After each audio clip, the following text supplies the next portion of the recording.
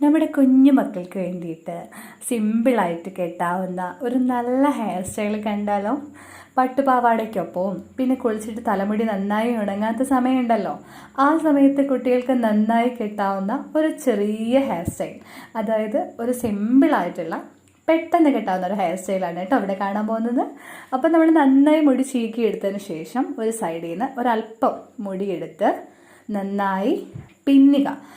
ഒരു സൈഡിലേക്ക്, അത് പിന്നുക എന്ന് പറയും, മെടയുക എന്ന് പറയും, ഓരോ സ്ഥലത്ത് ഓരോ രീതിയാണ്.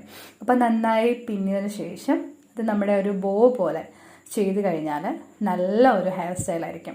അപ്പോൾ അത് നമ്മുടെ ഫ്രോക്കിൻ്റെ കൂടെയും പട്ടുപാവാടയ്ക്കൊപ്പം ഒക്കെ ചെയ്യാൻ നല്ല ഒരു ഹെയർ സ്റ്റൈലാണ്. ഇത് സിമ്പിളായിട്ട് കെട്ടിക്കഴിഞ്ഞല്ലേ ഭംഗിയായിട്ട്.